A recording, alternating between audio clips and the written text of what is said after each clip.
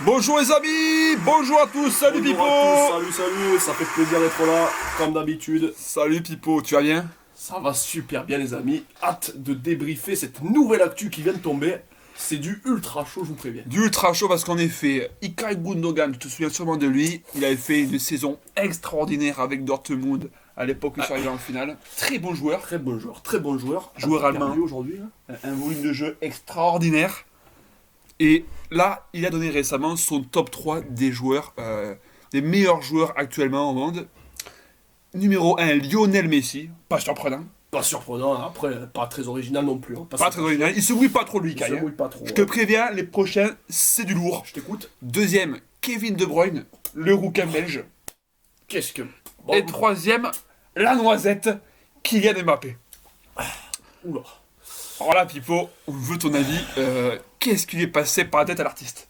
Alors, je veux bien que ce soit un joueur de foot exceptionnel, qu'il fait une carrière que je qualifierais d'honnête à Manchester City, mais il sait peut-être jouer au foot, mais niveau d'analyse du football, on est à zéro. Là. Faudra m'expliquer d'où sort le Kevin De Bruyne, le numéro 2 des joueurs mondiaux. Hein. Qu'est-ce qui te choque le plus? Est-ce que c'est Mbappé troisième ou De Bruyne deuxième? Moi, c'est les deux. C'est les deux. Et surtout, moi, je mettrais un point sur De Bruyne. De Bruyne, il faut arrêter avec ce joueur. C'est parce qu'aujourd'hui, on fait... Ah, il a la vista, il fait des belles passes. Non, il faut arrêter. De Bruyne, il a certes prouvé en Bundesliga qui équivaut à une Ligue 2 en forme et en Première Ligue qui équivaut à une deuxième partie du championnat de Ligue 1. Mais en Champions League, on l'a pas vu faire un bon match. Moi, j'ai pas de souvenir. À l'Euro en 2016, transparent. Transparent. Et ensuite, la Coupe du Monde. La Coupe du Monde, tout le monde regarde la Coupe du Monde. Personne n'est dupe. Personne n'est dupe. Quand je vois sa prestation lors de la Coupe du Monde, pour moi, c'est même pas top 50. C'est même pas top 100. Aujourd'hui, moi, tu me laisses un Morgan Sanson, un Maxime Lopez, quand ils sont un peu en forme, les minots. Et là, pour moi, ça va beaucoup plus au charbon. Ça met les taquets. Ça met les semelles à malléole. Voilà. Est-ce que pour toi, finalement, un De Bruyne, il a sa place dans un OM? Est-ce qu'il prend la place de Strootman?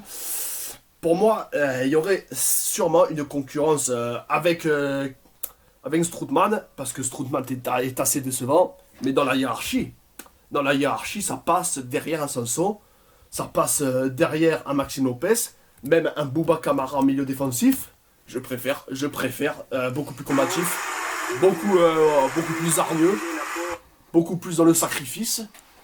À partir de là, pour moi, De Bruyne n'a pas sa place. Après, là, je te vois venir, je vois le public attendre. Mbappé, on n'en peut plus. Mbappé, on n'en peut plus. On aimait le garçon de l'AS Monaco. Très bon, très bon. Très naturel et surtout très bon. Très bon.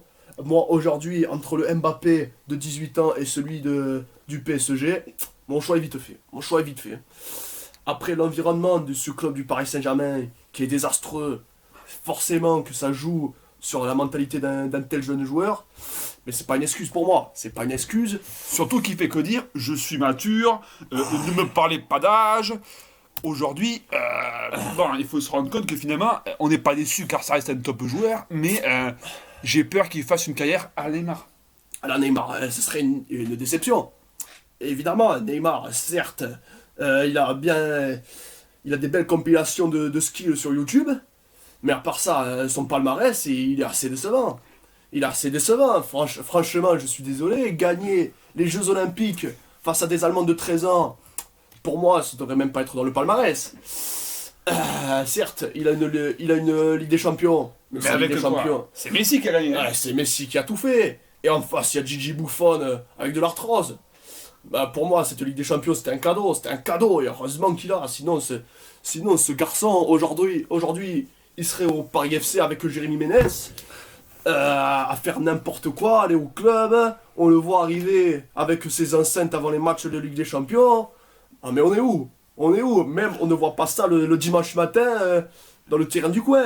Même quand on joue au boule, on est plus sérieux. Il faut arrêter. Donc finalement, un petit peu pour toi, ton top 3 des joueurs aujourd'hui. Aujourd'hui, t'as le chéquier. T'achètes qui tu veux, tu prends qui? 3 joueurs. Alors moi je vais commencer par le troisième, on va faire dans l'ordre. Troisième, je prends Olivier Giroud. Olivier Giroud pour incarner mon projet. Pourquoi? Parce que déjà charismatique. Charismatique, t'as Giroud dans ton équipe. Eh ben ça va attirer les stars, forcément. Giroud c'est un aimant à star. C'est vraiment un joueur exceptionnel dans l'attitude. Moi je recherche l'attitude avant tout. Après, pour moi un poste essentiel, c'est la sentinelle. Et pour moi, il n'y a pas meilleur sentinelle aujourd'hui que Morgan Sanson. Tu le prends avant Nzonzi. C'est vrai que tout le monde sait l'affection que j'ai pour Steven, mais aujourd'hui, vu l'âge de Steven, je pense que le plus beau est derrière. Il a du mal à se relancer, même au Stade Rennais, qui est un club assez médiocre.